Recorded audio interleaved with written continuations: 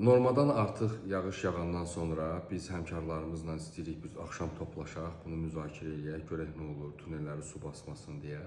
Yəni bu yəqin ki, belə bir müzakirə eləmək istəyirik və fikirləşirik ki, Bakı şəhərinin mərkəzində arxitektur binalar ki var, artıb o arxitektur binaların üstündə konstruktiv restoranlar, orada oturaq bunu müzakirə eləyək.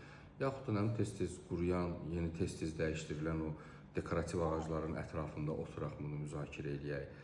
Yəni başqa bilmirəm, mənzil istismar sahələrinin Mənzil Kommunal Təsərrüfat Departamenti əməkdaşları ilə birgə çıxaq, yəni onlara kömək eləyək, süpürgə ilə, xəngəzlə suyu daşımağa çalışaq. Yəni görək də biz axşam bir yerə toplaşmaq istəyirik.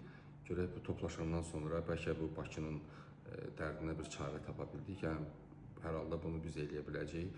Yəni, başqaları əziyyət çəkməsin, yəni qətiyyən. Amma təşəkkür eləmək istəyirəm Daxili İşlər Nazirliyinə, Fövqəladə Hallar Nazirliyinin əməkdaşlarına ki, onlar sözün həqiqi mənasında bu işlə məşğullar. Halbuki bu onların işi deyil. Yəni Fövqəladə Hallar Nazirliyinin fəaliyyəti yanğın söndürməkdir. Yanğın avtomobilləri tunellərdə su çəkməli deyil. Və yaxud da ki, polis əməkdaşları orada bu əziyyəti çəkib yol istiqamətlənməsində bilmir tuneli suya dolmasının qarşısının alınması üçün bilmir hansı tədbir görsün ki, orada maşının istiqamətini dəyişsin və s. və axır. Yəni biz həmkarlarımızla axşam toplaşıb bunu müzakirə eləyəcəyik.